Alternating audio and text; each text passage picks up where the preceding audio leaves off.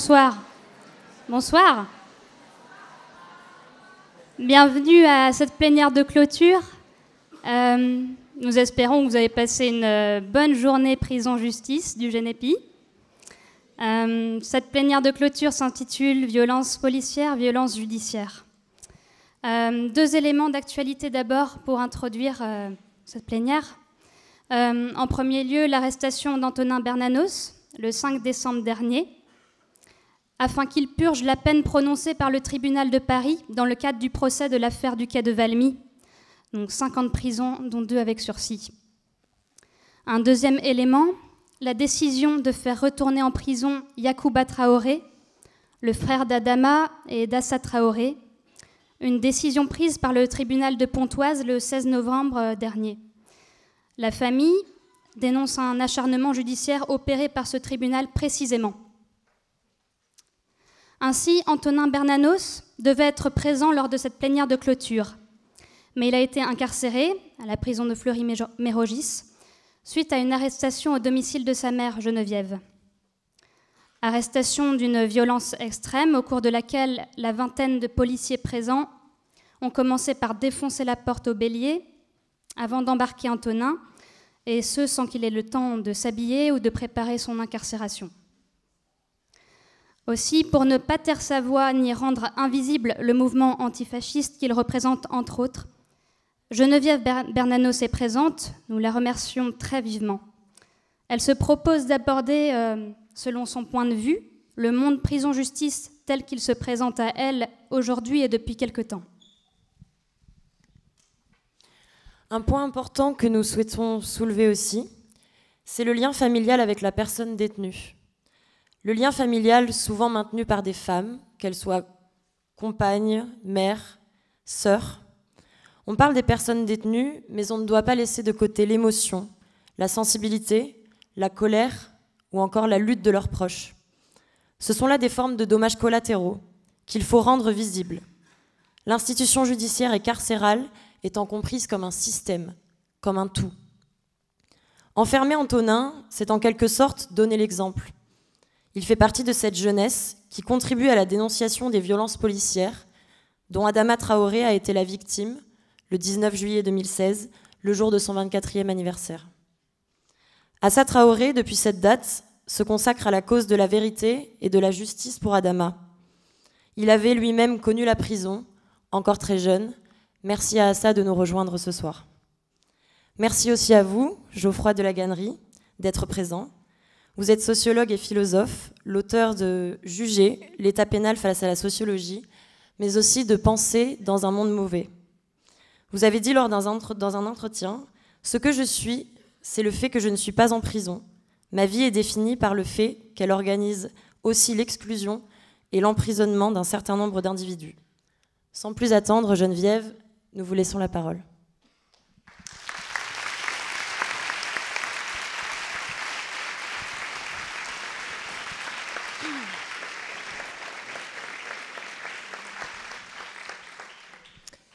Merci à tous de m'accueillir. Ce ne sont pas des moments faciles. Je ne devais pas être là aujourd'hui. C'était Antonin qui devait vous parler de son point de vue et de son expérience de la justice et de la prison. Je fais comme d'habitude, je reprends le flambeau quand il ne peut pas parler. Mardi a été une journée terrible.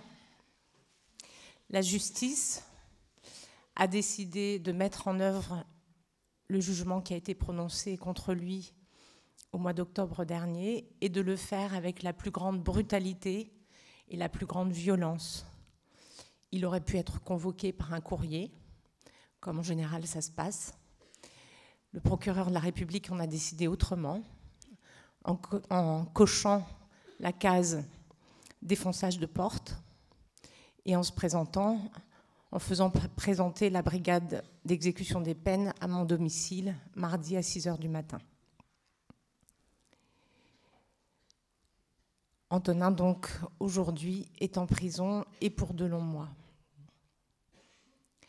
Je ne vous parlerai pas du détail de cette affaire du quai Valmy que vous avez vraisemblablement suivi, mais je vous parlerai davantage des ressorts et des processus judiciaires, policiers et pénitentiaires qui sont utilisés par l'État pour museler, tétaniser tous ceux qui osent contester aujourd'hui ces dérives autoritaires, racistes, qui osent pointer la protection des intérêts des plus puissants, l'accablement des plus fragiles, les dérives policières, tous ceux qui veulent protéger les migrants les plus faibles, les populations des quartiers notamment. C'était le combat d'Antonin, c'est toujours son combat. Et c'est pour cela, notamment, qu'il a été un des protagonistes les plus en vue dans cette affaire. L'État met donc en place une machine habituelle dans laquelle le triptyque police, justice, prison s'abat comme un rouleau compresseur. C'est cette expérience que je vais essayer de vous décrire avec mes mots et avec ce que j'ai vécu, moi, en regardant mes fils sombrer dans cette aventure extraordinaire. D'abord, c'est la détention provisoire, qui est un outil qui, en France, se veut normalement exceptionnel, mais qui devient un outil régulier de la justice pour pouvoir garder sous la main ceux qu'elle veut mettre en cause dans des affaires. Ce sont des présumés innocents qui sont derrière les barreaux pour s'assurer de leur condamnation, pour justifier des enquêtes, justifier des peines et ne jamais revenir en arrière. Vous le savez, nous avons dénoncé très tôt dans cette affaire ce qu'on a appelé une enquête à l'envers. En général, dans une enquête, on commence par des indices et puis on va vers la preuve et ensuite on arrête les personnes qui sont mises en cause. Là, dans cette affaire, Antonin et Angèle, mon autre fils, ont été d'abord désignés par des notes blanches des renseignements généraux et puis ensuite on a cherché des éléments pouvant les faire correspondre aux assaillants de cette voiture de police qui a été incendiée. Donc il a fallu construire un récit pour pouvoir mieux les accabler. Et dans cette construction, la détention provisoire était un élément important pour mieux les enfermer dans cette accusation. Ça a été d'autant plus criant pour Angèle, qui a fait 45 jours de prison, alors même qu'au bout d'une dizaine de jours d'enquête, on savait qu'il était totalement innocent des faits qui lui étaient reprochés. Pour autant, la justice l'a laissé en détention provisoire et quand on a demandé sa mise en liberté, le parquet, via le gouvernement, a osé faire appel de cette décision. Angèle, ensuite, est restée pendant 1 an et demi jusqu'au procès, sous un contrôle judiciaire extrêmement sévère, éloigné d'abord de Paris pendant 3 mois, en province, interdit ensuite de rentrer dans Paris, il a pu revenir en banlieue, interdit de rentrer à son domicile, il n'a pas pu voir ni avoir de communication avec son frère pendant 6 mois, et il a subi un pointage au commissariat de police toutes les semaines, et ce jusqu'au procès. Nous avons dû régulièrement demander des autorisations pour qu'il puisse quitter son domicile pour travailler, par exemple, ou pour pouvoir partir quelques jours en dehors de son domicile. Antonin, lui, est resté 10 mois en détention provisoire. De la même manière, je pense à Cara, qui est resté 16 ou 17 mois, Nicolas, qui est resté aussi 13 mois, Crème, qui est resté jusqu'au procès, comme Cara, alors même que l'enquête était close et que leur détention ne se justifiait plus pour la manifestation de la vérité dans cette affaire. On voit bien là les ressorts qui sont utilisés pour écraser et déjà donner une peine, avant qu'elle ne soit prononcée par un tribunal, aux personnes qu'on veut accabler dans cette affaire. Cara, j'en reparle encore un peu parce que Cara, transgenre, est restée 16 mois à l'isolement. C'est-à-dire que c'est encore des conditions pires que celles qu'on peut vivre en détention provisoire. À Fleury, je ne vous parle que de ce que je connais. À Fleury, c'est une des plus grandes maisons d'arrêt de France, c'est la plus grande. Il y a à peu près 5000 prisonniers. Il y a un bâtiment entier qui est occupé par des présumés innocents. Plus de 900 personnes dans ce bâtiment D2 qui sont en attente de jugement et qui sont là certains depuis plusieurs années, ce qui est absolument invraisemblable quand on regarde les processus habituels et les mécanismes classiques de la justice. Être en détention provisoire, c'est d'être dans la plus grande incertitude. On ne sait pas à quel moment on va être convoqué, on ne sait pas combien de temps on va rester, combien de temps on va tourner, comme on dit en prison. Donc c'est extrêmement difficile de vivre cette détention. Et la détention provisoire,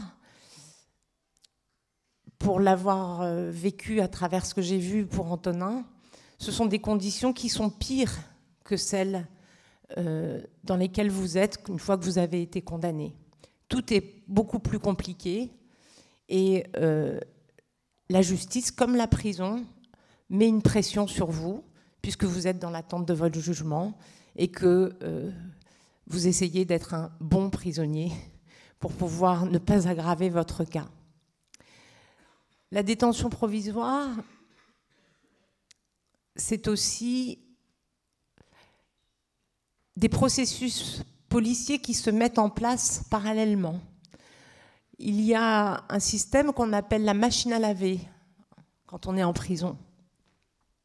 La machine à laver, c'est quand vous êtes en détention provisoire, on va ressortir toutes les affaires qui peuvent être ressorties sur votre histoire, même celles qui n'ont rien à voir avec l'affaire pour laquelle vous êtes incarcéré ou mis en détention. Et on va chercher à aggraver les charges d'une manière ou d'une autre pour confirmer que si vous êtes en prison, vous n'y êtes pas pour rien. Donc vous pouvez, pendant cette détention provisoire, être extrait brutalement à 5 heures du matin de votre cellule par des policiers qui vous emmènent en fourgon jusqu'au tribunal. Vous y passez la journée, qui vous emmène plutôt, pas au tribunal, mais dans un commissariat de police, en garde à vue, et qui vous interroge sur des affaires invraisemblables. Antonin, ça lui est arrivé 3 fois pendant les 10 mois de prison, 3 affaires évidemment qui n'avaient aucun sens et qui n'ont rien donné. C'est extrêmement brutal et c'est très violent, les extractions. Je ne sais pas si vous avez eu l'occasion d'en parler aujourd'hui, mais les extractions des prisonniers sont des moments violents pendant lesquels on peut risquer aussi sa vie. Donc voilà à peu près ce que c'est que la détention provisoire. Et c'est un système extrêmement cruel sur les conditions de vie des détenus, extrêmement cruel aussi pour les familles. Le deuxième élément dont je peux parler aujourd'hui, c'est après le jugement. On a eu un jugement au mois d'octobre qui facialement pouvait laisser l'impression d'abord de condamnation lourde pour les prévenus et ensuite d'opportunités d'aménagement de peine. On a voulu apaiser le climat social qui était rude pendant ce procès, où beaucoup de camarades s'étaient mobilisés. On a donné un jugement qui était lourd pour Antonin, 5 ans, dont 2 avec sursis, mais pas de mandat de dépôt, c'est-à-dire qu'il ne retournait pas en prison immédiatement. lui laissant les perspectives d'un aménagement de peine. On l'a laissé reprendre ses études à Nanterre, ici. On l'a laissé commencer à construire son projet de master, commencer à construire un projet professionnel, reprendre le cours de sa vie. Et puis, mardi, la justice a décidé, avec brutalité, de lui couper l'herbe sous le pied et de l'envoyer en prison. Alors qu'il s'apprêtait à passer ses premiers examens dès la semaine prochaine, on ne pourra donc pas montrer que c'est un étudiant assidu avec de bons résultats. Alors qu'il s'apprêtait à finaliser un projet professionnel, on ne pourra donc pas montrer qu'il avait un contrat de travail. Toutes les conditions qui sont nécessaires pour avoir un bon dossier d'aménagement de peine. C'est une décision pernicieuse qui a été prise par le président du tribunal. Une décision cruelle. Aujourd'hui, quelles sont les perspectives ?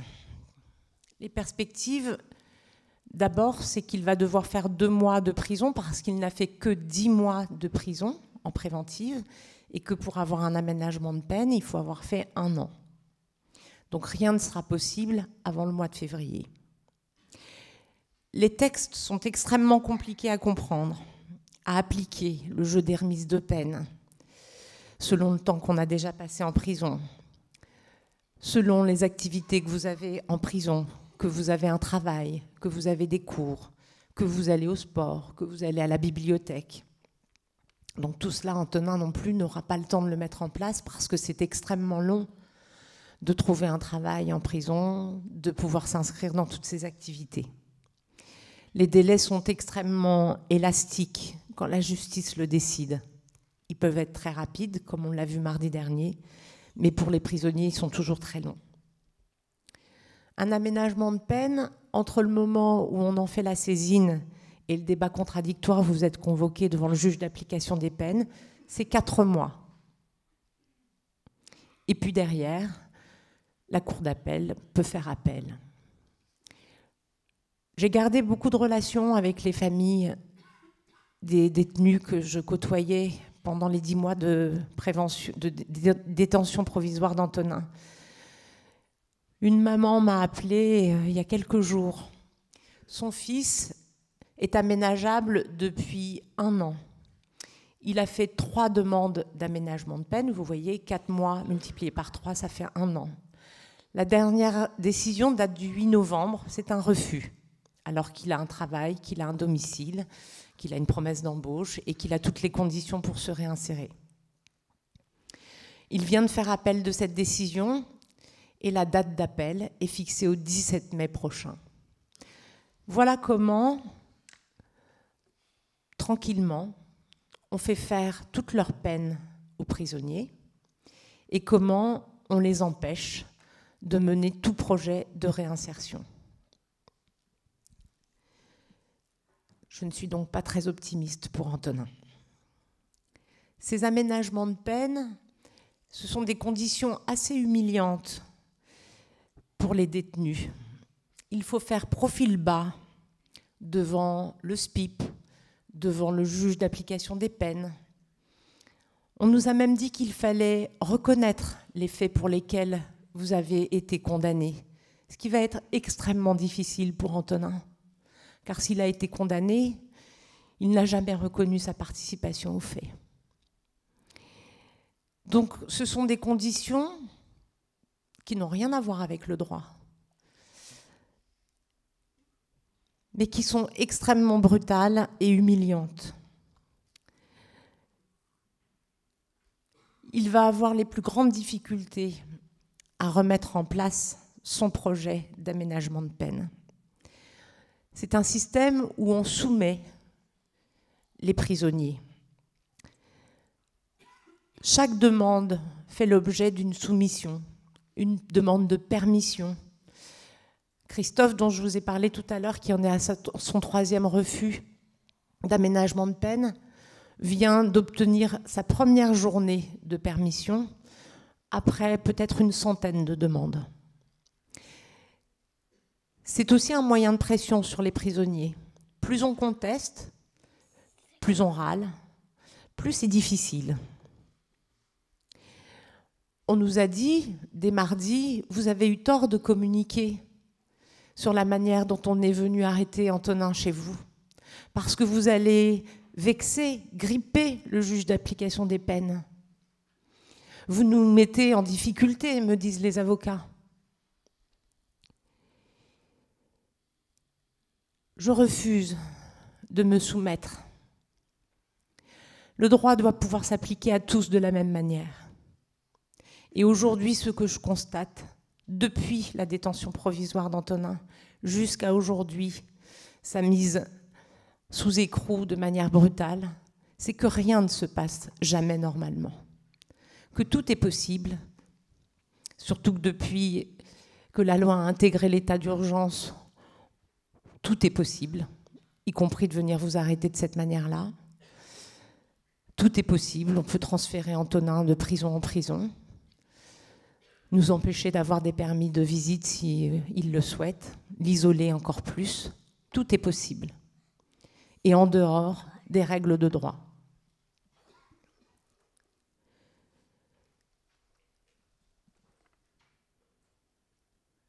Et ces règles de droit, aujourd'hui, donnent toute possibilité aux détenus d'être en liberté avec toutes les mesures de contrôle judiciaire possibles. Que ce soit un contrôle judiciaire par pointage, que ce soit le bracelet électronique, tout est possible aujourd'hui. Alors, pourquoi, dans ce pays où on dénonce la surpopulation carcérale, pourquoi empêche-t-on les prisonniers, quels qu'ils soient, d'obtenir ce droit à la liberté et à la réinsertion? La situation est incompréhensible. La prison ne sert à rien. Elle est juste l'instrument d'un dispositif répressif d'État. Elle est indispensable à une justice cruelle, volontairement opaque, pour servir des intérêts particuliers, et notamment ceux de l'État. Elle casse, elle humilie les hommes et les femmes qui y sont soumis. Tout prisonnier vous le dira, on devient délinquant quand on arrive en prison. Si l'on pense mettre Antonin à genoux, je pense qu'au contraire, continuer cet enfermement, continuer cet accablement ne fera que le renforcer dans ses luttes. Le dernier outil aussi, j'en parlerai peut-être plus tard dans ma vie, c'est le casier judiciaire. N'oubliez jamais que même quand on a payé sa peine, le casier judiciaire vous suit toute votre vie. Antonin, parce qu'il a eu une condamnation de 5 ans, aura un casier judiciaire qui sera ineffaçable. Dans le cadre de ses études, il lui sera extrêmement difficile, par exemple, de faire un doctorat parce qu'il n'aura jamais accès au financement public. Il lui sera impossible d'enseigner. Beaucoup de portes se ferment, définitivement pour lui. Je voulais revenir maintenant sur la vie en prison, telle que nous, on l'a vécue. Antonin est arrivé mardi soir à Fleury, d'abord dans un bâtiment spécifique pour les arrivants. Le lendemain, il a été envoyé dans un nouveau bâtiment, le D1. Il est encore au quartier des arrivants dans ce bâtiment. Il en a pour 15 jours, 1 mois, me dit-il. Il m'a écrit une lettre ce matin, avant d'avoir une affectation définitive. Ce bâtiment du D1 est le bâtiment qui est réservé aux longues peines. On vient donc de lui donner un message important, c'est qu'il va y rester longtemps. Fleury, c'est un avantage pour lui parce que malheureusement pour lui, il le connaît déjà, donc il a dépassé l'angoisse de l'arrivée de la première incarcération. Vous aviez peut-être pu prendre connaissance de ces textes qu'il avait publiés sur Prison Insider l'année dernière, où il racontait cette arrivée à la prison, cette angoisse de la prison. C'est une prison qui a des conditions d'hygiène et de salubrité meilleure que celle de Fresnes ou de Villepinte, où il était allé malheureusement. Mais il va rester dans une certaine instabilité pendant quelque temps. D'abord, il ne sait pas s'il sera toujours dans cette cellule, il ne sait pas avec quel codétenu il sera, s'ils seront plusieurs, s'il sera seul, c'est rare. Il a la logistique minimale, celle des indigents, c'est-à-dire la gamelle et 2 heures de sortie par jour. Pour l'instant, il lui est impossible d'avoir autre chose pour améliorer son quotidien. Et le quotidien, l'amélioration de ce quotidien pour les prisonniers, c'est avoir accès à un parloir, avoir des cours, pouvoir s'inscrire à l'école, avoir un travail, pouvoir cantiner. Cantiner, c'est acheter des produits, avoir une plaque électrique pour cuisiner, s'acheter une poêle, une casserole, louer un frigo, acheter du papier pour écrire. Pour l'instant, il m'a écrit sur des petits bouts de papier. Ce sont tous les moyens qu'on peut essayer de trouver pour améliorer son sort. Des moyens qui sont octroyés aujourd'hui aux prisonniers. On peut lui écrire aussi. Pendant longtemps, on ne pouvait pas, les prisonniers ne pouvaient pas avoir de courrier, donc ça c'est vraiment important, il faut lui écrire. Mais c'est aussi des moyens de pression sur les prisonniers, c'est-à-dire qu'on peut vous retirer ces droits qui vous améliorent votre quotidien, on peut vous les retirer quand on veut. La vie en prison, on peut parler d'une certaine violence, mais il y a aussi beaucoup de solidarité en prison, et c'est plutôt ce qu'Antonin a connu. Des solidarités entre prisonniers pour s'aider matériellement. Antonin, quand il y était, avait ouvert un atelier d'écriture. Beaucoup de prisonniers ne savent pas écrire, ne parlent pas français, n'ont pas de famille. Pour demander un parloir, pour demander un rendez-vous chez le médecin, il faut écrire une lettre. Donc il avait, avec certains camarades, mis en place cet atelier. Donc il y a des réseaux de solidarité intenses qui s'y développent, même s'il y a de la violence aussi, due au trafic qui sont co-organisés avec l'administration pénitentiaire sur les téléphones notamment. Donc, tout le monde sait que tous les prisonniers ont des téléphones et que s'ils rentrent dans les prisons, c'est bien grâce à l'administration pénitentiaire. Donc c'est un moyen de gagner la paix sociale, de permettre aux prisonniers d'avoir des contacts avec l'extérieur, mais c'est aussi des moyens de sanctionner extrêmement forts, parce que quand on vous prend avec un téléphone, vous avez le mitard qui est la punition, la prison dans la prison. Côté famille, moi j'ai appris à connaître la prison, qui a été un monde assez brutal. C'est peut-être un des sujets, les familles de détenus, qui est le plus délaissé des luttes, des combats, des expressions. D'abord, il faut assumer la prison avec des conséquences sur nos vies sociales, nos vies professionnelles, familiales.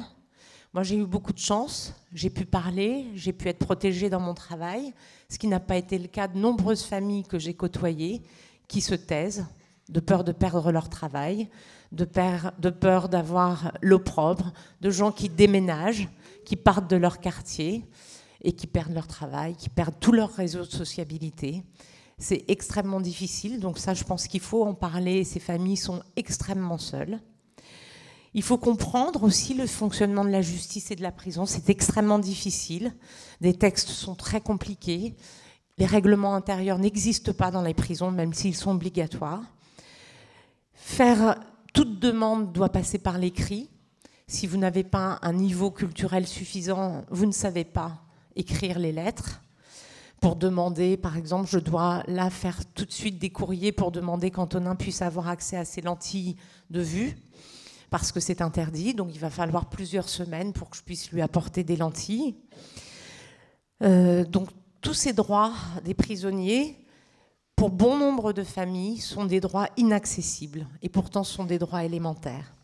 Faire une demande de parloir, c'est compliqué. Je viens de faire la mienne, je pense qu'ils vont mettre 15 jours à l'instruire. Et puis ensuite, il faut téléphoner tous les jours pour avoir un rendez-vous 15 jours à l'avance. Vous prenez ce qu'on vous donne. Et donc, je pense que je ne verrai pas Antonin avant un mois, au moins.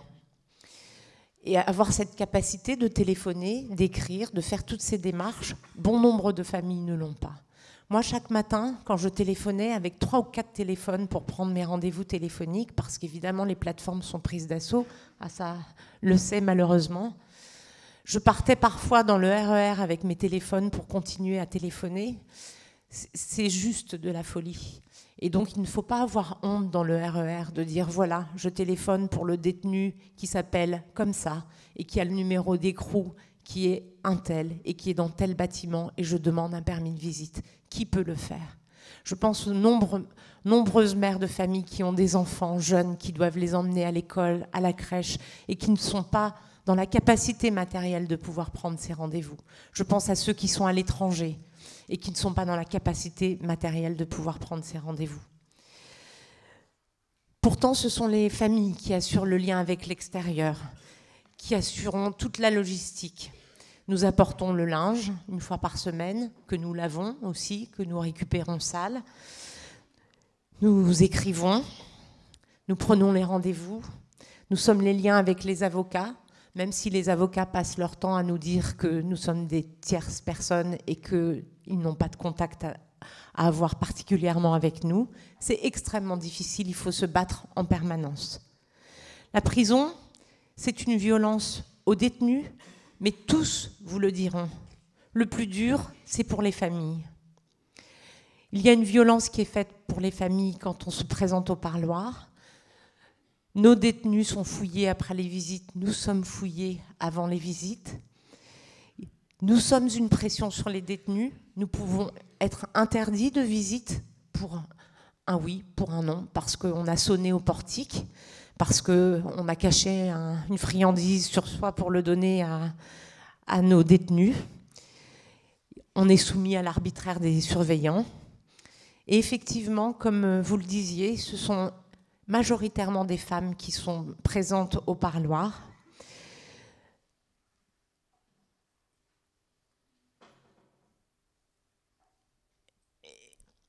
Même s'il y a des hommes.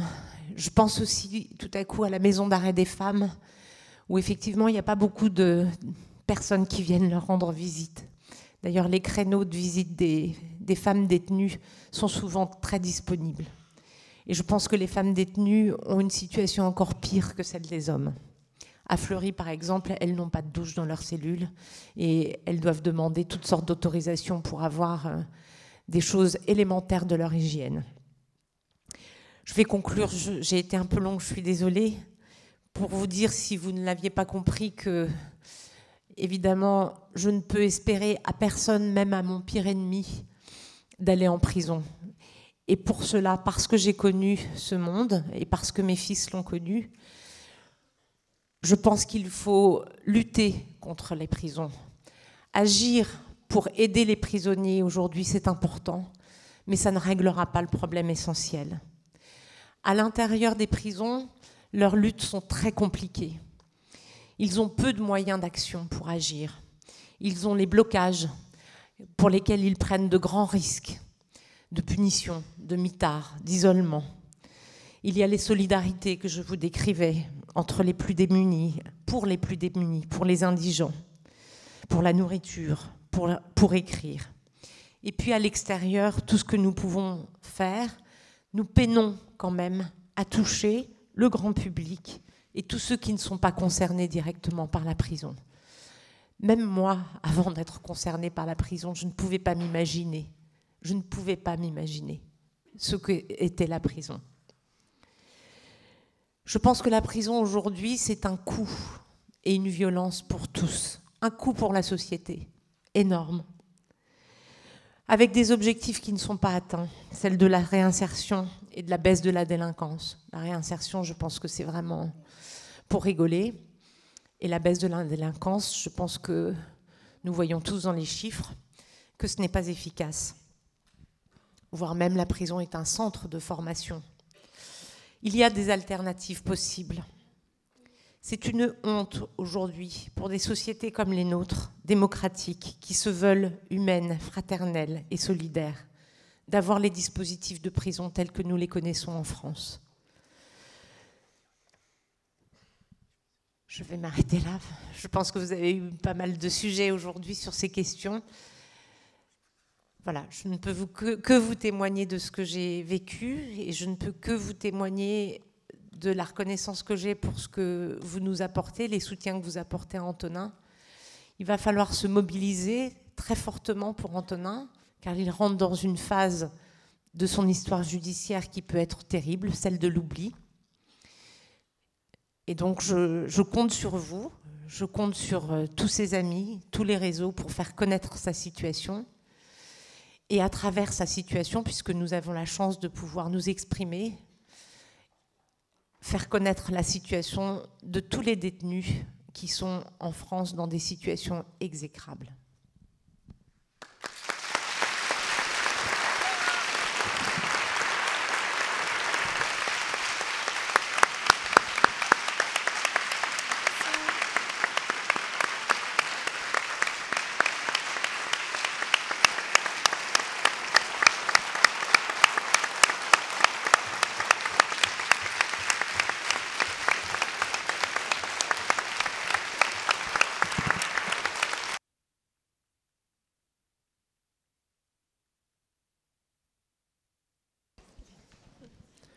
Merci beaucoup Geneviève.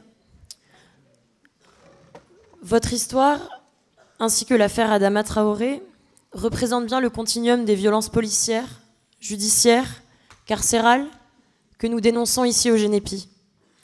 Ainsi, selon vos mots à ça, la mort d'Adama serait inscrite dans ce continuum. Pour vous citer plus exactement, vous écrivez dans Lettre à Adama « Je sais que tu es mort de l'acharnement policier que tu as subi chaque jour depuis des années. L'an dernier encore, tu croupissais derrière les barreaux de la prison d'Oni pour des faits que tu n'as pas commis. Et ce n'est pas terminé, car les responsables de cette mort ne sont même pas inquiétés. L'acharnement sur votre famille continue, via l'emprisonnement, les amendes, les procès. Assa, bonsoir, bienvenue, et merci de nous en dire plus.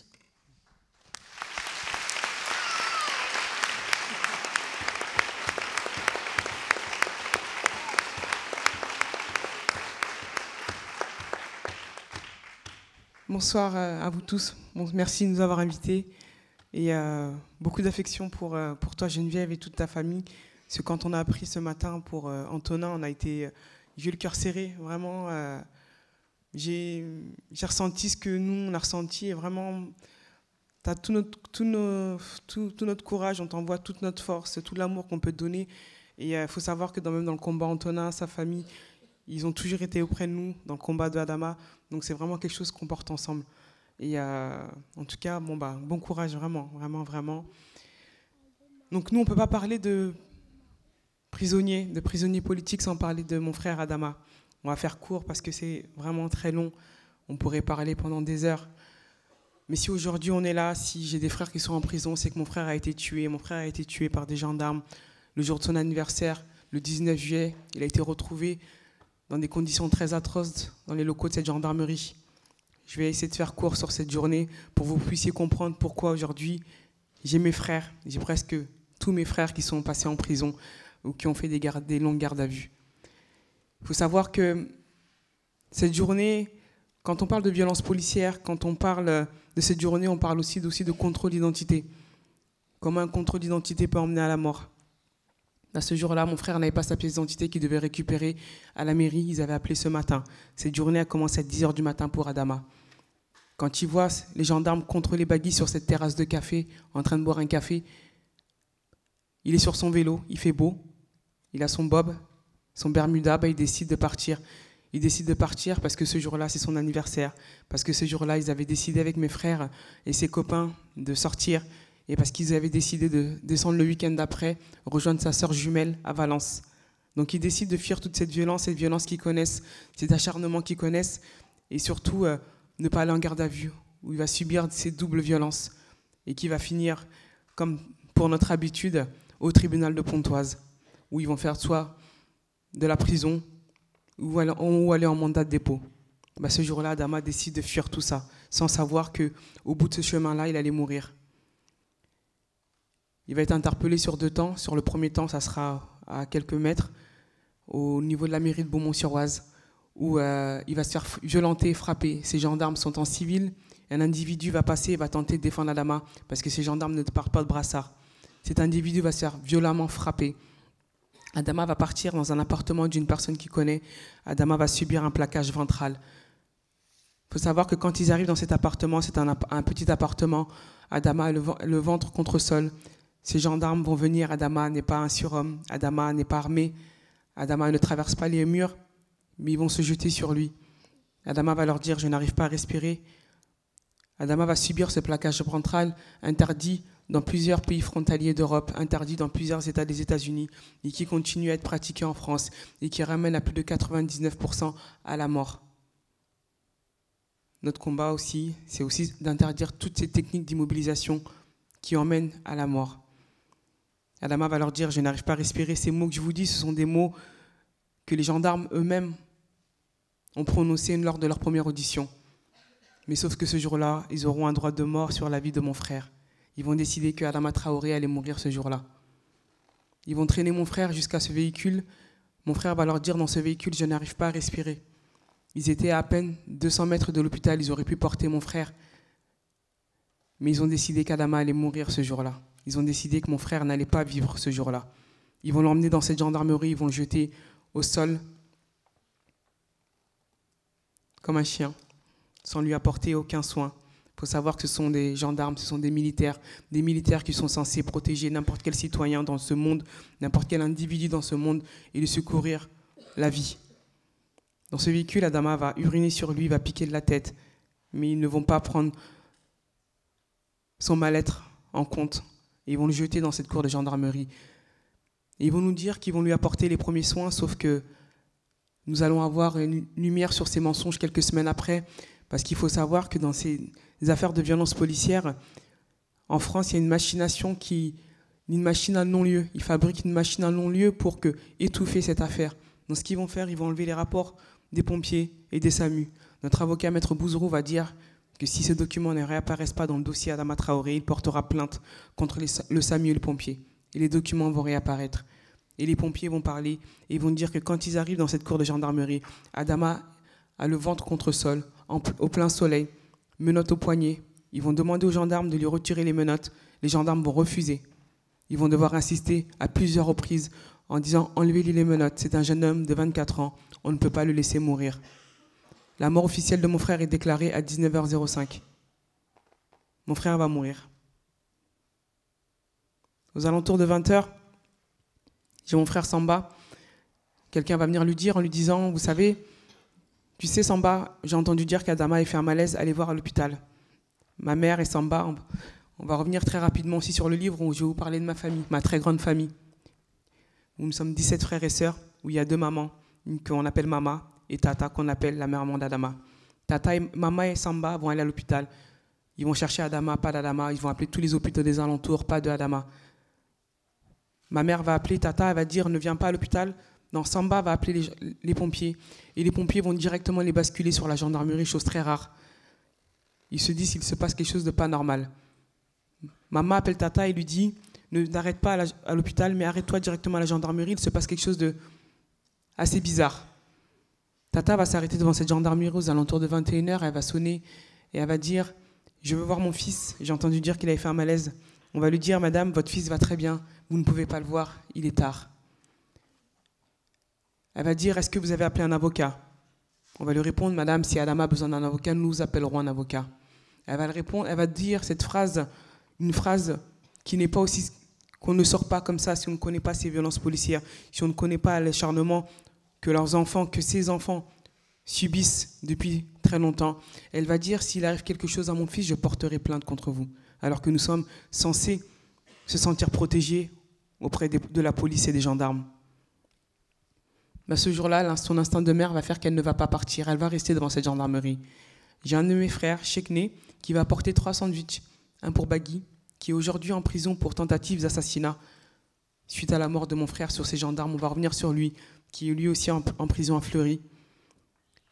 Et Sarah, qui était aussi en prison, qui est sortie il y a 2 semaines. On va revenir aussi sur elle, parce qu'elle est à Versailles, sur les conditions de vie de ces femmes en prison. Et un sandwich pour Adama. Ben, les gendarmes vont prendre les sandwichs. Mais Beaumont est une petite ville, la tension est très palpable. Tous les allées et venues se font ressentir, on les voit. Moi, j'étais pas là ce jour-là. J'étais parti la veille en Croatie, en déplacement professionnel. Les amis, la famille, les frères et sœurs vont se mettre devant cette gendarmerie. La porte va se ouvrir et se refermer. Les véhicules vont rentrer. Les habitants vont venir. Aux alentours de 23h, j'ai mon petit frère Yacouba qui est aussi en prison. On va revenir sur mon frère Yacouba. On vient le chercher aussi, parce que ce jour-là, aux alentours de 23h, Yacouba va mettre son pied devant la porte de la gendarmerie, où il va bloquer cette porte. Et il va voir un gradé, il va demander à ce gradé où est Adama. Aujourd'hui, Yacouba, on va venir le chercher, on va venir l'extraire de prison le 19 juin 2017, où il est accusé aujourd'hui d'intrusion dans la gendarmerie, violence sur les gendarmes, et d'avoir pris un bus et d'avoir défoncé la porte de cette gendarmerie. Il sera jugé au mois d'avril pour cette affaire. Quand mon frère et ma mère vont rentrer dans cette gendarmerie, on va leur dire, si on vous dit quelque chose, est-ce que vous n'allez pas mal le prendre? Bien évidemment, ils vont dire non, parce que pas une seule seconde, on pense à la mort, on pense qu'Adama est mort. Et là, on va leur dire, ils n'auront même pas le courage de le dire à ma mère, ils vont le dire à Yacouba, Adama est mort. Yacouba va hurler, va se jeter par terre. Les autres gendarmes vont arriver, ils vont commencer à gazer, ils vont les sortir, ils vont gazer ma mère, ils vont gazer la foule. Là, le combat, il commence ce jour-là pour nous, en tout cas. Parce que tout de suite, moi, quand on m'a appelé, la phrase que je me suis dite, je dis, ça y est, ce soir, ils vont dormir tranquilles, les gendarmes. Ils ont eu un de mes frères. Ils sont arrivés au bout de leur mission. Ils sont arrivés au bout de ce qu'ils devaient faire. Ils vont pouvoir dormir tranquilles.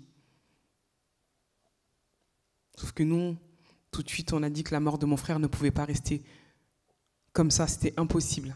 Donc tout de suite, ils vont parler d'émeutes. On va parler de violence urbaine. On va parler de la colère. On va parler de la colère qu'ils ont réveillée en ces habitants. Parce qu'ils viennent allumer le feu dans nos quartiers. Ils viennent les éteindre. Ils se permettent de venir l'éteindre comme s'ils étaient des super-héros. Ben oui, ça va brûler. Oui, des voitures vont brûler. Oui, ils vont en parler. Mais moi, la première des violences que je veux dénoncer, c'est celle que mon frère a subie le 19 juillet. C'est celle-là qui m'intéresse, moi. Et rien d'autre. On va se battre. On va dire qu'Adama est mort de cause cardiaque, d'infection très grave, sous l'emprise de l'alcool, sous l'emprise de la drogue. On va demander des tests contre-toxicologiques, des expertises, des contre-expertises.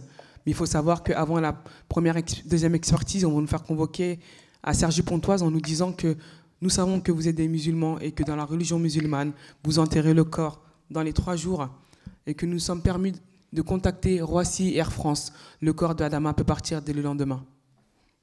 Et qu'une personne autour de la table pourra donner un passeport à toutes les personnes qui n'ont pas de passeport.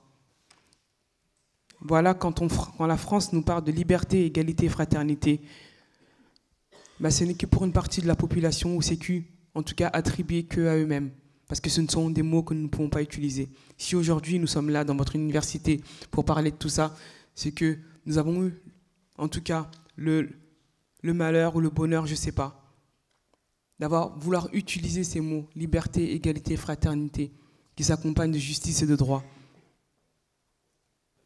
Ben, on n'a pas droit à tout ça. Parce que quand on fait ça, ben, on se fait frapper, on se fait humilier et on se fait mettre en prison. Parce qu'il faut savoir qu'aujourd'hui, on se bat contre les institutions les plus puissantes qui sont l'État et la justice. Qui ont fait de nous, en tout cas, la famille Traoré, qui ont fait de toutes les personnes qui se battent pour ça, des soldats, parce qu'ils nous ont déclaré une guerre. Une guerre où nous devons rester, en tout cas, debout, où nous devons rester forts, parce que ce sont les institutions les plus puissantes qui usent de leurs droits. Ben, nous, on se bat. C'est pour ça que nous sommes là aujourd'hui. Et que vous êtes là, en tout cas aujourd'hui, pour nous écouter. Mais pas seulement pour nous écouter. Parce que c'est important que ce combat, c'est un combat qu'on doit porter ensemble. C'est un combat qui doit faire en sorte qu'on doit avancer pour changer tout ça. Nous, on va demander, en tout cas, parce que ce procureur, quand la deuxième autopsie va arriver, quand on va la demander, il faut savoir aussi qu'avant qu'on demande la deuxième autopsie, ils vont nous ramener le corps de Adama. Parce que en France, dans ce pays de démocratie, liberté, égalité, fraternité, ils ont conscience qu'une grande partie de la population ne connaît pas ses droits correctement.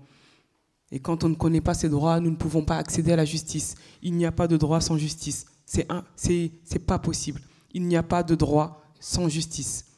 C'est le droit qui nous fait accéder à la justice. Ben, ils vont nous envoyer le corps de Adama. Sauf que moi, je fais partie de cette population qui ne connaît pas ses droits correctement ou qui ne sait pas les utiliser correctement. Ben, des personnes qui sont autour de nous, des familles, des militants vont me dire « Attention, la famille Traoré, surtout ne prenez pas le corps de Adama. Si vous prenez le corps d'Adama, le corps sera souillé, il n'y aura pas de deuxième autopsie. Ben, » Ce jour-là, on va avoir un geste très brutal. On va repousser le corps de mon frère à Beaumont. On va dire qu'on n'en veut pas. Gardez-le.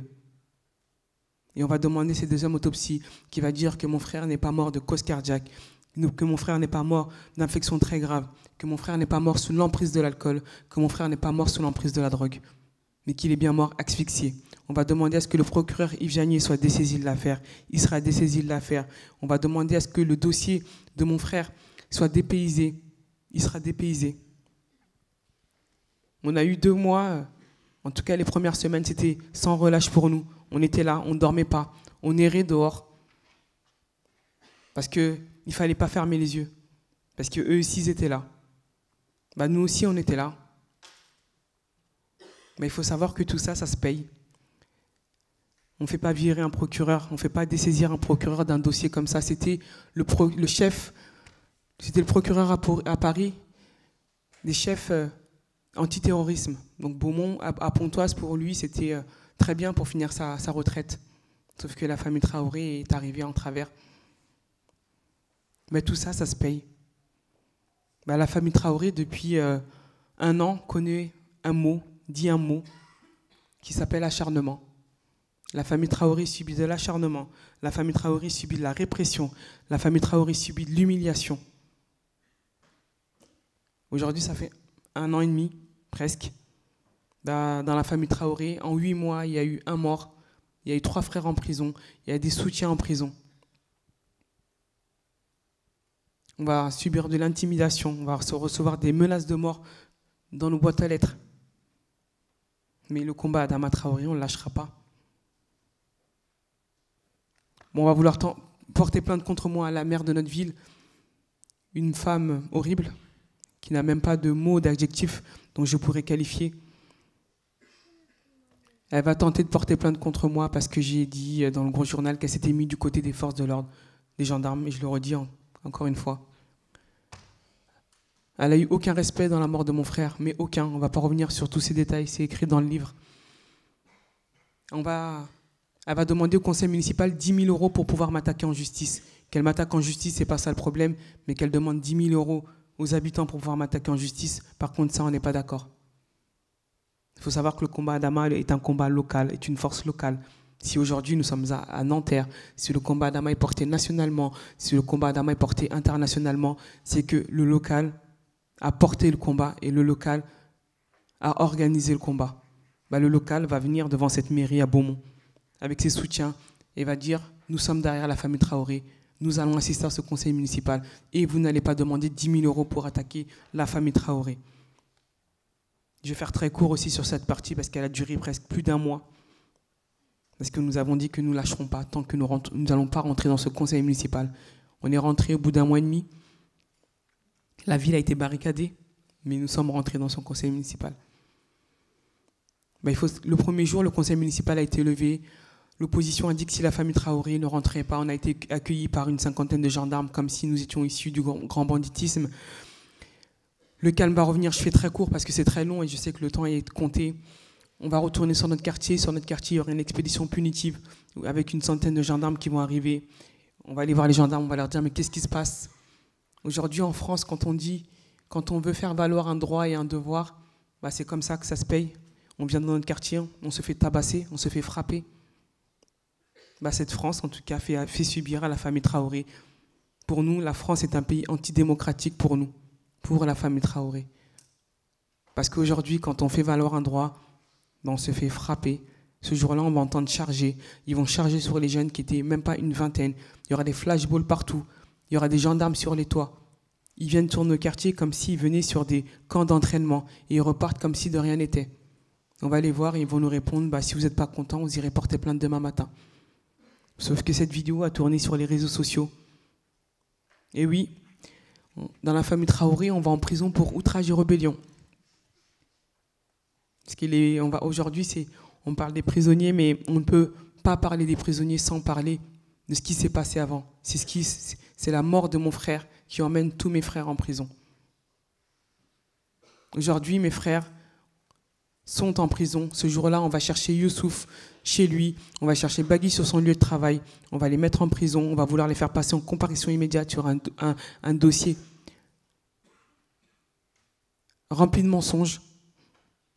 Notre avocat va demander à ce que le procès soit reporté. C'était une comparution immédiate. Mes frères vont dormir pendant 3 semaines en prison. 3 semaines après, nous allons assister à un procès qui va être une mascarade, qui va être un cirque, où nous allons même rire ce jour-là. Une policière municipale qui va porter plainte pour 8 jours d'ITT et de violence contre mon frère Bagui. C'est un jour d'ITT qu'elle a à cause de la bombe lacrymogène qu'elle a elle-même projetée. Il y en a un qui va dire finalement c'est mon chien qui m'a mordu à mon mollet.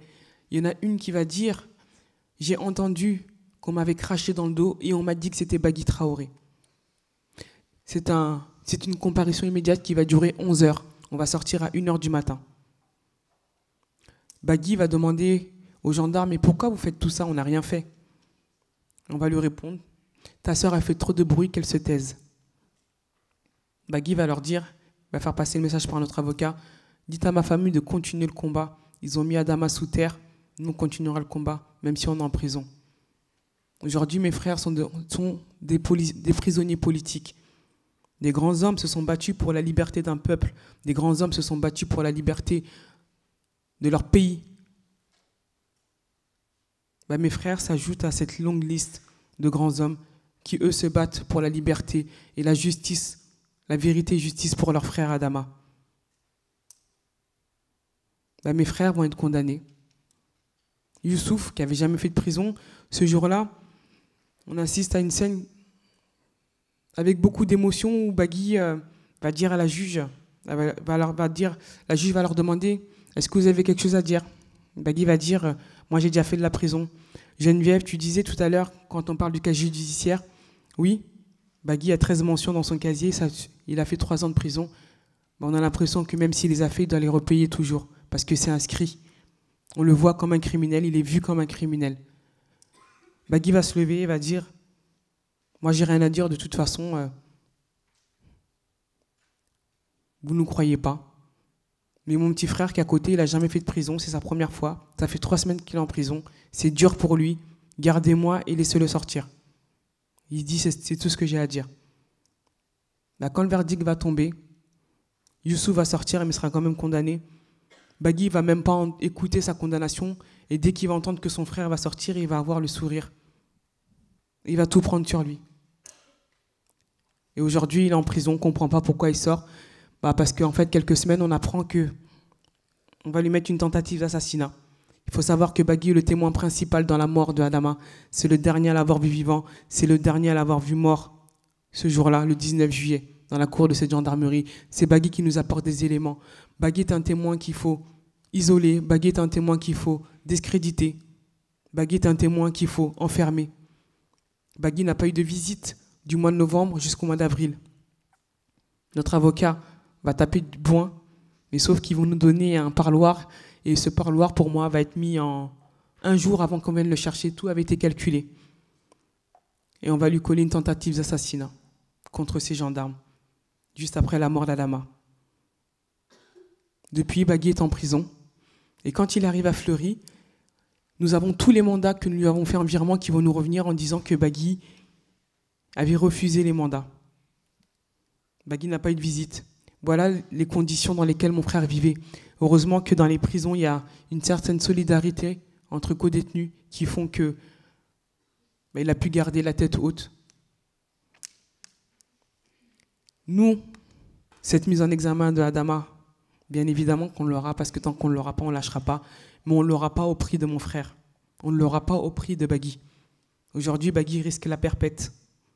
Il risque la perpète parce qu'on a tué son frère.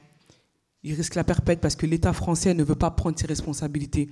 Il risque la perpète parce que l'État français ne veut pas condamner ces gendarmes en disant « oui, ils ont tué Adama Traoré ». Par contre, on va essayer de détruire la cellule familiale. Parce que quand vous avez la maman d'Antonin qui est là aujourd'hui et que sa famille qui se déplace quand on les voit, bah c'est une famille. Bah quand on arrive à détruire une cellule familiale, on arrive à détruire un combat. Parce qu'eux, ils ont leurs armes, mais nous, l'arme la plus forte qu'on ait, c'est la famille. Et quand on arrive à atteindre une cellule familiale, bah ils ont gagné. Bah même en prison, ils n'y arriveront pas. Bagui, aujourd'hui, on espère qu'il va sortir, on va se battre pour lui. Il n'y a pas longtemps, on a changé de cellule. On a fait un communiqué, donc on apprend, parce qu'il faut savoir, oui, je suis une délinquante aussi parce que je l'appelle au téléphone. On peut venir me chercher pour ça, parce que c'est interdit. Mais aujourd'hui, j'ai pas le choix, on n'a pas le choix. C'est le seul moyen qui fait que bah, je peux lui parler, qu'on peut lui parler, on peut lui remonter le moral. Bah, depuis mon frère, ça fait plus d'1 an qu'il est en prison. Bah, c'est la première fois, la semaine dernière, que j'ai entendu dans sa voix qu'il était fatigué, qu'il en avait marre. Et je lui ai dit, Bagui, tu sais, garde le courage, on est là, nous, dehors, il y a ton fils, continue à te battre. Mais il était fatigué, je l'ai senti dans sa voix. Il m'a dit, ah ça, j'en ai marre. On va venir le chercher, on va le changer de cellule. Il faut savoir que ça fait déjà plus de quelques mois que Bagui, on l'a isolé, mais ils l'ont fait d'une façon très assez correcte pour eux. On va le mettre tout seul, on ne va plus le mettre de co-détenu, il sera tout seul dans sa cellule. Et là, on va le changer, on va le mettre dans le bâtiment D2, dans une cellule insalubre, avec des WC bouchés, et là, un lavabo cassé, et sans eau chaude. On va faire un communiqué tout de suite qu'on va mettre sur la page. Le lendemain, on va le changer de cellule. Mais on va le laisser dans une cellule sans eau chaude quand même. Et je lui ai dit, mais Bagui, tout ça, c'est pour te mettre la pression, pour que tu puisses craquer. C'est toi l'élément le plus important dans l'affaire Adama. J'ai dit, mais il faut que tu tiennes. Il faut savoir qu'il n'y a pas très longtemps, on n'a pas communiqué sur ça aussi parce que c'était un enfant, c'est son fils qui a 5 ans. On n'a pas voulu en tout cas l'exposer, le stigmatiser en tout cas sur ces années à venir qu'il doit construire lui aussi, parce qu'il faut les protéger, ses enfants. Ben, on va venir chercher sa mère. Il faut savoir que le 19 juillet, il y avait sa mère qui était avec Bagui, qui elle, on n'a pas mis en prison parce qu'elle devait aller signer. Au mois de juillet, elle n'a pas été signée. Ben, on va attendre que son fils était en vacances chez nous, on va attendre que son fils rentre sur Toulouse. On va aller le chercher. Sa mère, on va la mettre en prison. On va la monter à Paris, elle va rentrer à la maison d'arrêt de Versailles. Et le temps que nous, on descende sur Toulouse, on a placé le petit dans une famille, dans un foyer. On est resté 10 jours à Toulouse, on a pris un avocat. Aujourd'hui, j'ai la garde de mon neveu qui vit chez moi. Mais il faut savoir que quand Bagui apprend tout ça, bah, ça ne peut pas laisser une personne sans que ça puisse l'atteindre et le toucher. Et Sarah, qui a fait 4 mois de prison, n'a pas eu le droit de voir son fils. Et là, elle est sortie, on lui a dit qu'elle repart directement sans voir son fils. Elle n'a pas vu son fils. Voilà les conditions dans lesquelles on peut détruire une famille, dans les conditions où les prisonniers sont. Et pour revenir à Yacouba aussi, parce qu'il est aussi en prison, on va venir le chercher au mois de février. Parce qu'il faut savoir que quand Adama, dans le passage que tu lisais, quand Adama était en prison et qu'il est ressorti 3 mois après parce qu'en fait, il n'avait rien fait, il y a un co-détenu, un prisonnier qui était là-bas qui disait de plusieurs prisonniers qui parlent de viol, qui avait des problèmes psychiatriques, qui a déjà fait des procédures psychiatriques et qui va dire à Adama que va donner cette accusation. Mais le dossier va être classé parce que c'est un co-détenu, c'est un détenu qui a l'habitude de dire ça pour changer, qui fait des séjours en psychiatrie. Mais il faut savoir que le parquet va tellement aller loin dans son vice, va tellement aller loin pour casser le dossier de mon frère, va donner ça au journal le plus raciste qui est Valeurs Actuelles. Voilà. Jusqu'à aujourd'hui, nous avons mis une plainte, nous avons demandé à avoir le dossier, un dossier que nous n'avons pas à avoir, parce que c'est un dossier qui est basé sur des mensonges. Mais Yacouba, le dernier de notre famille, quand il va croiser ce jeune homme-là, il va dire pourquoi tu as menti sur mon frère, il va lui donner un coup de poing. Une réaction humaine. Yacouba va aller en prison. Ce jour-là, quand on va venir chercher Yacouba, mon téléphone il va sonner 4 fois. On va venir chercher tous mes frères. Depuis, mon téléphone, je le mets en veille. Je ne le mets plus en silencieux, de peur de rater l'appel de 6 h du matin. On va venir chercher mes frères qui vont tous faire de la garde à vue. Il y a un de mes frères qu'on va venir chercher quand on parle d'intimidation et d'humiliation. On va attendre que mon frère, Chekni, qui attend son bus à 6 h du matin, monte dans le bus. En fait, dans le bus, le chauffeur était un gendarme. Il y avait 2 gendarmes en civil. On va attendre que le bus fasse 1 kilomètre. Le bus va s'arrêter. Des gendarmes cagoulés, armés, vont monter, pointer leurs armes sur mon frère Chekni. Ce sont des habitants de Beaumont qui vont m'appeler, ils vont me dire ça. Voilà comment on essaie de détruire la famille, en tout cas, et le combat, Adama Traoré. Yacouba va aller en prison avec Dooms, qui a fait une chanson sur Adama. Ils vont prendre 2 ans de prison et 2 ans d'interdiction de séjour à Beaumont. Ensuite, on va venir chercher Yacouba le 19 juin. On va l'extraire de sa prison et on va lui remettre une autre peine pour intrusion et violence dans la gendarmerie le soir du 19 juillet, quand mon frère est mort. Le 21 juin, on va venir chercher Chekni et on va lui mettre un outrage sur la mer de Beaumont le 21 juillet 2016. Et on va se faire sortir Yacouba il y a 1 mois. Sous bracelet électronique, on va lui trouver du travail. Il va sortir et on va venir le chercher une semaine après. Yacouba va rester quelques jours dehors et on va lui mettre une affaire du 16 novembre 2016 pour un bus qui avait brûlé le soir quand mes frères sont partis en prison. Il y a un bus qui a brûlé dans notre quartier et aujourd'hui on va dire que Yacouba est l'investigateur de tout ça et que Yacouba a brûlé le bus. Yacouba va retourner en prison avec son bracelet électronique et on va le mettre à mot. Donc voilà comment nous, la famille Traoré, on côtoie en tout cas la prison. Voilà nous, la famille Traoré, comment en tout cas on peut vous parler de la prison.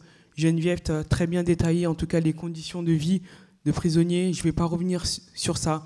C'est la même chose en tout cas pour eux tous. Mais voilà en tout cas dans ce pays qu'on dit liberté, égalité, fraternité, droit ou justice, où on se dit que nous, en tout cas, la justice n'est pas quelque chose qui nous est dû, en tout cas à leurs yeux. Et nous, on a envie de leur dire, la justice n'est pas quelque chose qu'on vous quémande, mais la justice est quelque chose qui nous est dû. Donc on va continuer à se battre. On va continuer en tout cas à se battre pour mes frères. Parce que la condamnation de ces gendarmes, on l'aura parce qu'on ne lâchera pas. Et j'espère qu'en tout cas, que toutes les personnes qui sont là dans cette salle, il y a des visages que je connais, il y a des visages que je revois, il y a des visages que j'ai vus dans nos mobilisations, que d'autres personnes, et que vous allez pouvoir le raconter, vont continuer à venir et remplir nos rangs. Nos rangs, en tout cas, pour renverser, en tout cas, ce système, renverser ce système antidémocratique, renverser ce système où la justice occupe une partie de sa population. Et de dire, cette France, renverser cette mauvaise France et récupérer cette bonne France qui nous appartient. Et de dire, ces jeunes garçons font aussi partie de la construction de ce monde, font aussi partie de la construction de leur pays et qu'ils ont droit d'y participer. Et que nos frères arrêtent d'être déshumanisés aux yeux de cet État, aux yeux de cette police, aux yeux de cette gendarmerie. Et que leurs conditions de vie, en tout cas en prison, parce que malheureusement, quand on parle de violence policière, au bout, il y a automatiquement prison. Et ce que tu disais, Geneviève, c'est quelque chose qui n'est pas assez exploité. C'est quelque chose qu'on devrait en tout cas relier automatiquement. Parce que ça ne s'arrête pas que à l'arrestation. Il y a la prison derrière. Et tout ce que la prison va emmener, et tout ce que la prison va développer. Voilà, en tout cas, nous, comment on peut vous raconter tout ça. On l'écrit aussi à travers le livre Lettre à Adama, parce que l'histoire de mon frère ne commence pas le 19 juillet, mais commence le 19 juillet 1992. Adama avait une famille, Adama avait des frères, des sœurs, Adama avait des amis, Adama avait des rêves, Adama aimait voyager, Adama était fan de foot, il suivait ses équipes à travers l'Europe. On parle de ce qui s'est passé le 19 juillet 2016. On parle aussi comment la France fabrique ce manuel et qui vont reprendre à chaque fois. On parle aussi de toutes ces victimes sur lesquelles le nom d'Adama s'ajoute. Parce que malheureusement, Adama n'est pas le premier. Adama s'ajoute à une longue liste et malheureusement, Adama n'a pas été le dernier. Voilà ce qu'on raconte dans le livre Être Adama. On raconte aussi que les grands-pères d'Adama ont fait la guerre en France. On est parti les chercher au Mali, ils ont fait la guerre 39-45. Un est resté, l'autre est reparti avec une jambe en moins. On raconte comment la République leur a enlevé ce petit-fils. Cette France nous appartient, cette France vous appartient, le droit nous appartient, la justice nous appartient. Donc ce qu'on demande est quelque chose de juste, ce qu'on demande est quelque chose de juste, c'est un combat honorable et c'est un combat qu'on doit porter ensemble. Quand on dit révolution, des personnes se sont battues avant nous pour que nous puissions jouir de ces droits-là, pour ce que nous sommes là aujourd'hui dans cet établissement-là, dans cette fac-là, où il y a des hommes et des femmes qui sont mélangés, où il y a des femmes noires et des hommes noirs qui sont mélangés, assis, où nous sommes tous mélangés. C'est quelque chose que nous n'avons pas eu comme ça. Des personnes se sont battues, des personnes sont mortes, des personnes sont allées en prison. Il y a eu mai 67 en Guadeloupe. Donc nous n'avons pas le droit de rester spectateurs de toute cette injustice-là.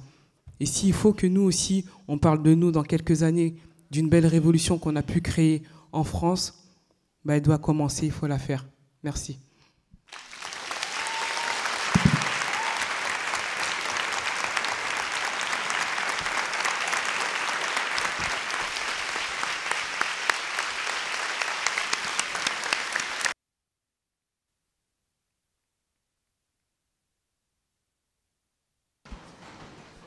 Merci beaucoup à ça. Et je crois pouvoir te dire qu'au nom du Génépi, que pour la Révolution et pour Adama, on est vraiment dans vos rangs, dans tes rangs. On a invité Geoffroy de Laganerie aussi. Il est sociologue et philosophe, comme on vous l'a dit, et il a déjà interagi avec Assa. Il a aussi interagi avec Geneviève et écrit sur ces sujets, en fait. Du coup, on voulait qu'il nous en parle un peu, voilà, pour terminer ensuite. Merci beaucoup. Merci beaucoup. Bonjour.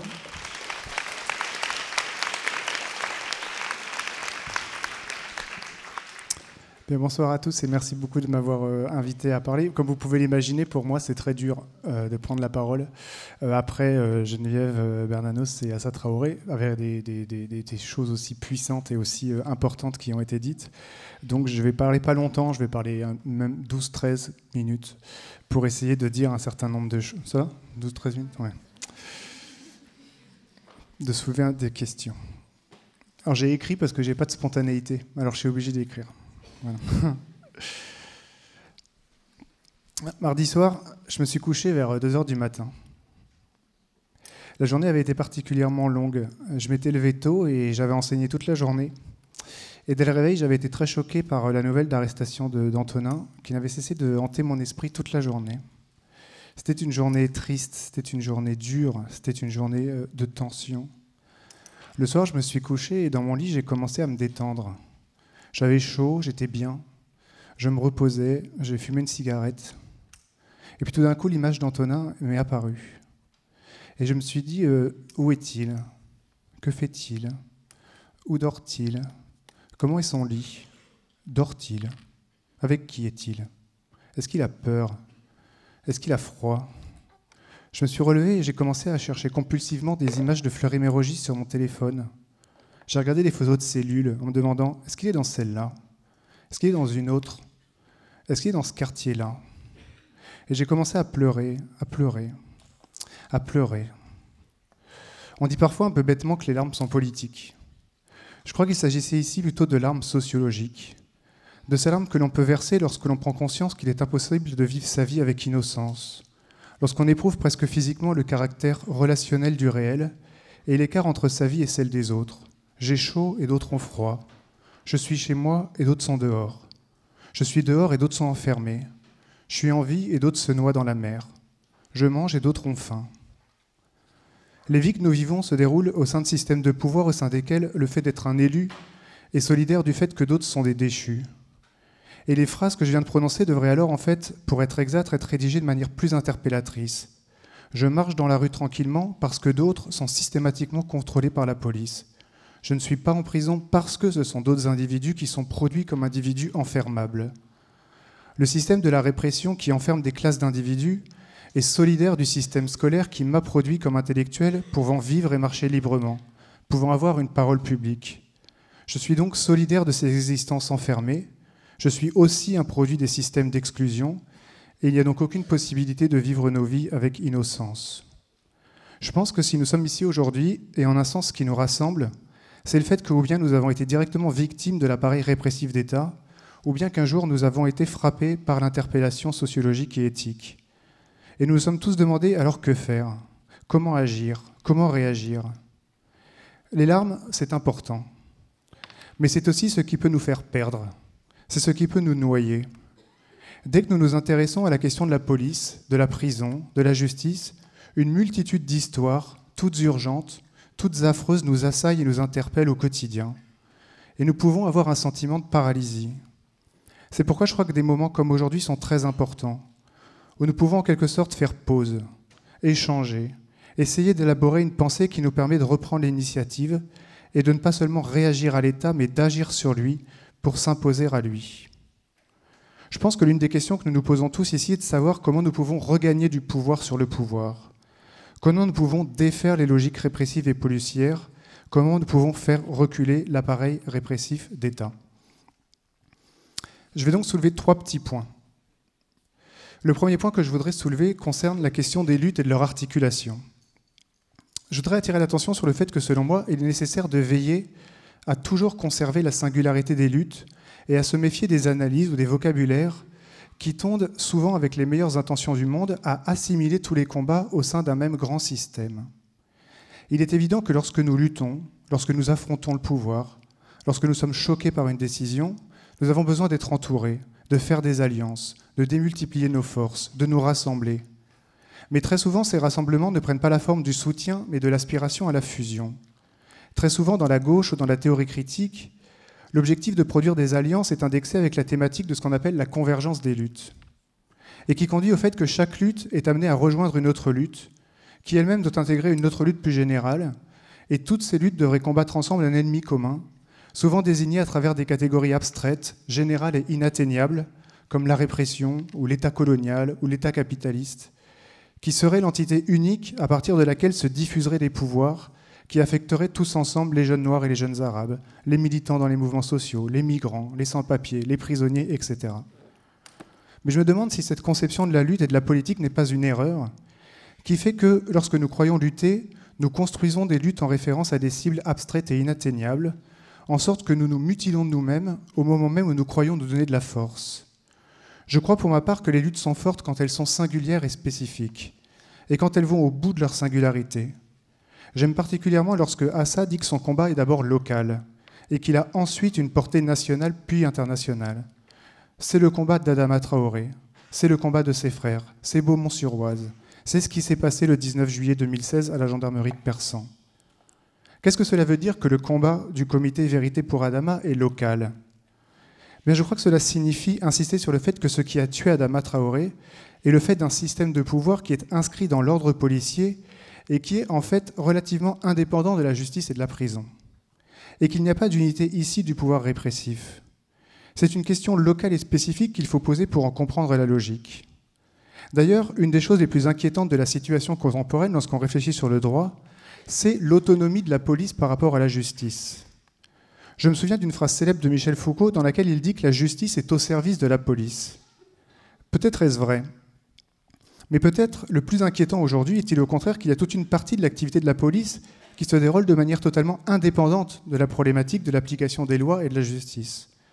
Je ne sais pas quels sont les chiffres en France, mais je sais qu'aux États-Unis, les statistiques ont montré que seulement 1% des interpellations et fouilles se terminaient par des arrestations effectives qui elles-mêmes débouchaient sur des procédures judiciaires. C'est une manière de dire que 99% de l'application de la police, de l'activité de la police, se déroule indépendamment de la justice et de la question de l'application des lois. Ça veut dire que la police est hors la loi.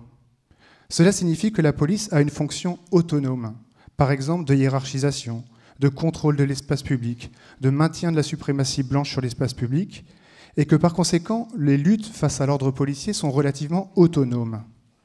L'activité de la police se déroule très peu en rapport avec l'application des décisions de justice.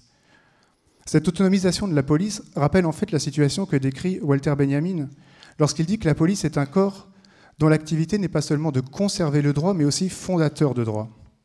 La police est toujours un corps limite dans un état de droit, car c'est un corps qui est capable de produire lui-même la légalité qu'il met en œuvre. Et ça, c'est la définition d'un pouvoir autoritaire. Je reviens à la question de la mort d'Adama Traoré. Penser en termes de singularité, c'est se dire que ce qui est en jeu dans cette mise à mort, c'est le fait qu'il a été arrêté et le fait qu'il a supporté des techniques d'interpellation qui produisent la mort. Dès lors, la question qu'il faut poser est celle de l'ordre policier. Pourquoi la police arrête-t-elle des individus qui ne présentent aucune menace, et très souvent pour des infractions qui ne sont même pas passibles de prison? Pourquoi la police perçoit un jeune noir qui court comme un danger? Pourquoi la police utilise-t-elle des méthodes dont on sait qu'elles tuent?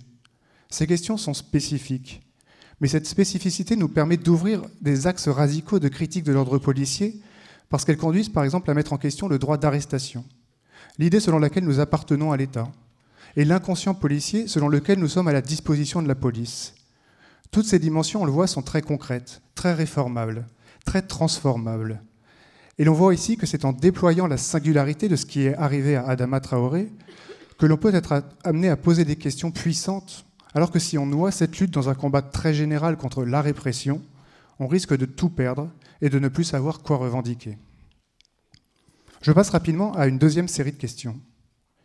Je voudrais dire que selon moi, il est très important, si nous voulons produire une critique radicale de l'appareil répressif d'État, d'intensifier notre critique des juges et de prendre plus souvent les juges pour cible.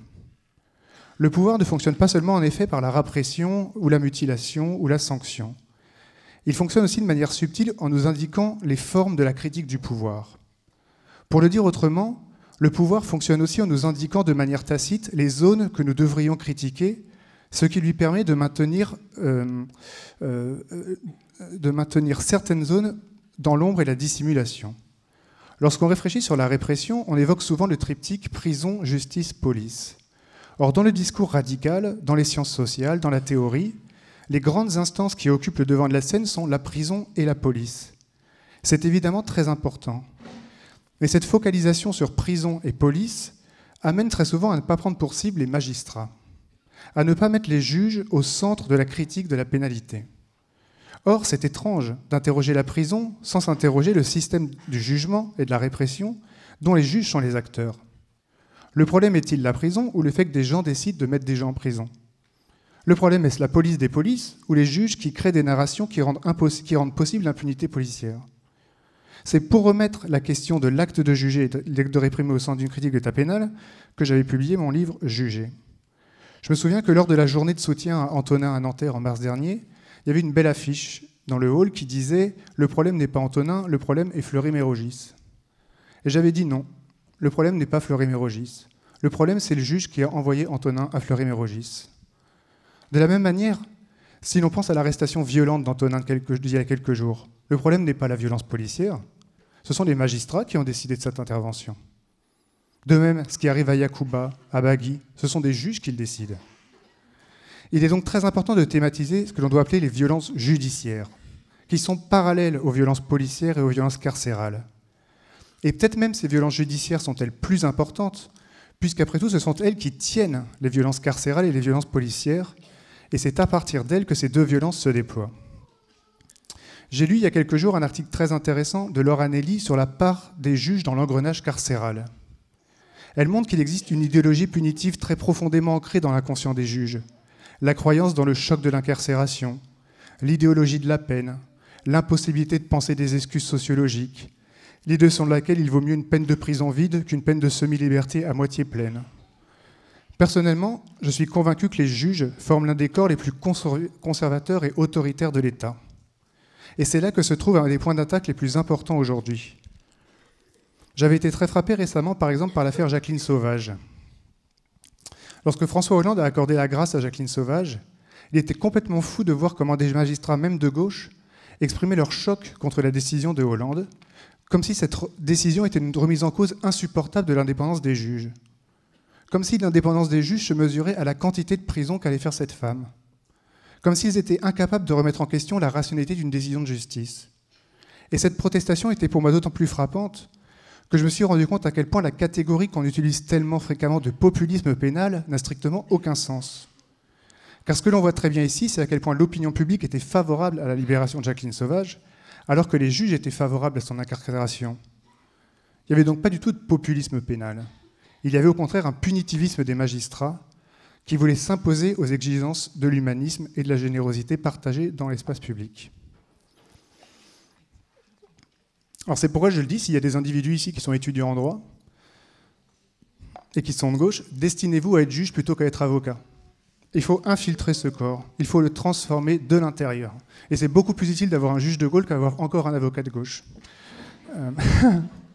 Et je pense d'ailleurs, je le dis, mais il faut nommer les juges. On ne dit jamais les noms des juges. On connaît beaucoup d'avocats, on connaît très très peu de noms de juges. Moi je pense qu'il faudrait dire le nom des procureurs, le nom des juges, les rendre publics et qu'ils aient honte personnellement de ce qu'ils ont fait. Alors,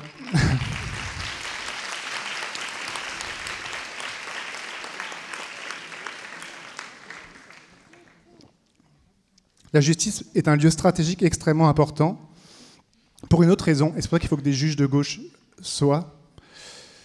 C'est parce qu'il y a déjà des innovations et des potentialités qui sont à l'œuvre, que les juges ne saisissent pas. L'État et le législateur est en avance sur les juges. C'est la raison pour laquelle j'ai toujours dit que personnellement, même si je ne me définis pas comme anarchiste. Parce que je sais que l'on peut trouver dans l'État des logiques contradictoires, des principes hétérogènes et des inventions qui sont déjà à l'œuvre. On sait déjà dans l'État ne pas juger et ne pas réprimer. Je pense par exemple à la médiation pénale. Je pense à la contrainte pénale. Tout ceci est déjà là. Et c'est la raison pour laquelle je crois que si nous voulons transformer le monde judiciaire, nous devons essayer de le confronter à lui-même et à ses propres exigences, et par exemple dire aux magistrats, vous réclamez de l'indépendance, eh bien soyez indépendants. L'indépendance, c'est aussi une éthique. C'est savoir se libérer des idéologies instituées, des pressions policières, des constructions médiatiques. Très souvent, la justice juge en fonction de représentations politiques des faits. C'est ce qui s'est passé dans l'affaire du quai de Valmy. La justice, à ce moment-là, n'est pas indépendante. Elle est dépendante des constructions politiques, policières et narratives des faits sociaux. C'est d'ailleurs la raison pour laquelle beaucoup de gens revendiquent l'abolition de la catégorie de terrorisme dans le droit, et je pense que c'est très important.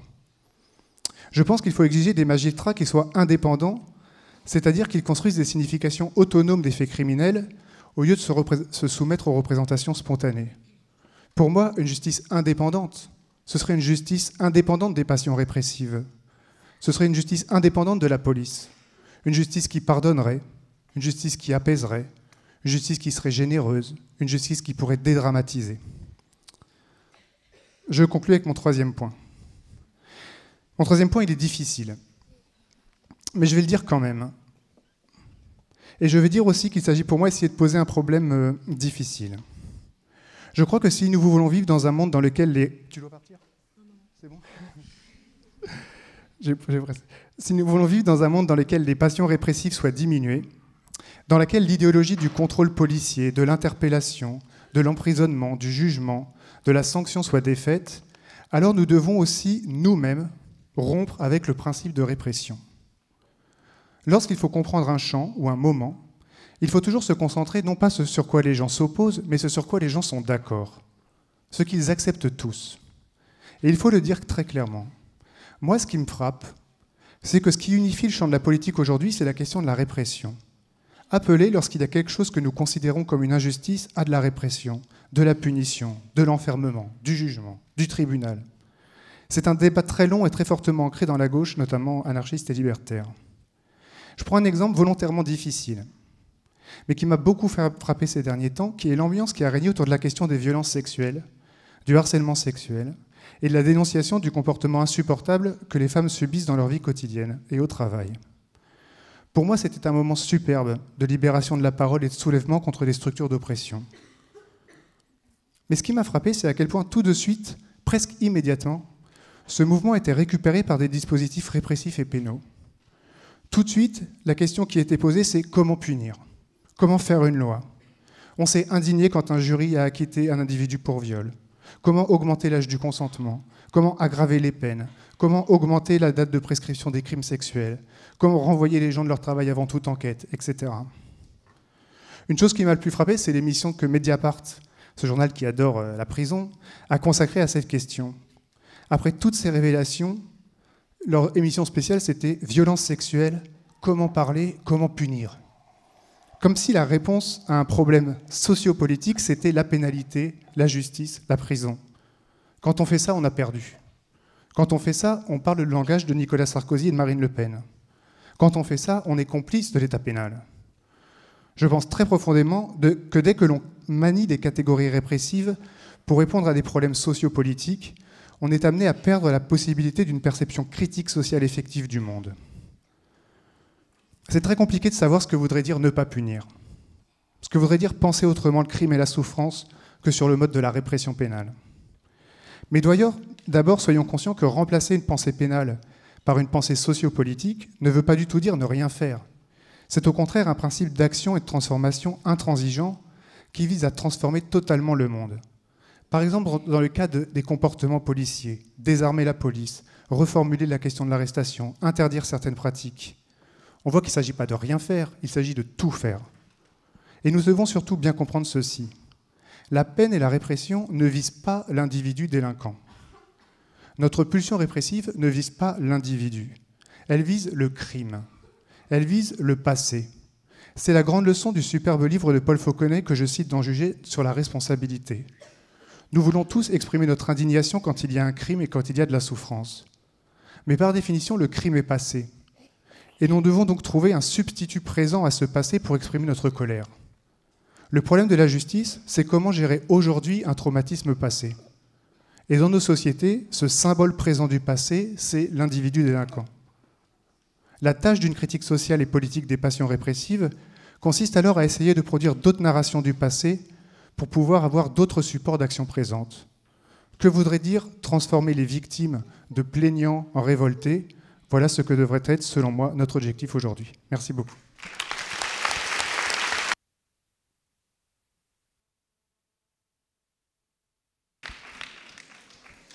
Merci Geoffroy. Afin de créer un lien entre les paroles et les histoires de Geneviève Bernanos et d'Assa Traoré, on peut énoncer la manipulation qui sous-tend la décision des juges dans l'affaire du quai de Valmy, qui fait passer la police comme une victime, alors même que c'est elle qui exerce des violences contre les jeunes, principalement les jeunes issus des quartiers les plus défavorisés, mais aussi contre des militantes et des militants qui remettent en cause les politiques du gouvernement. On voulait citer une petite phrase pour terminer du discours de Fabio, qui est un militant qui a été incarcéré lors des manifestations contre le G20 à Hambourg dernièrement. Je cite « Avant tout, je voudrais dire que probablement ces messieurs les politiciens, ces messieurs les commissaires de police et ces messieurs les magistrats pensent qu'en incarcérant et arrêtant quelques jeunes, cela puisse arrêter la contestation dans les rues. Probablement, ces messieurs pensent que les prisons suffisent à éteindre les voix rebelles qui s'élèvent de partout. Probablement, ces messieurs pensent que la répression arrêtera notre soif de liberté, notre volonté de construire un monde meilleur. » Fin de la citation.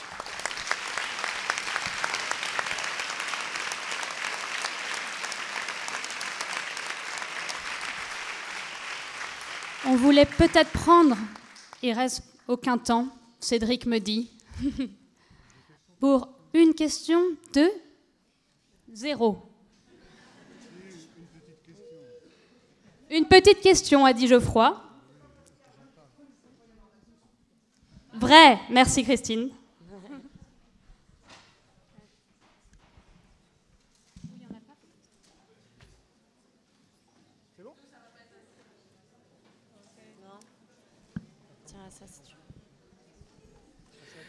Moi, je vais juste rajouter quelque chose de très rapide, un sujet dont on n'a pas parlé, c'est que dans tous ces combats, oui, il faut que vous soyez là, oui, on a besoin de votre force, mais dans ce combat-là, l'argent est le nerf du combat et le nerf de la guerre.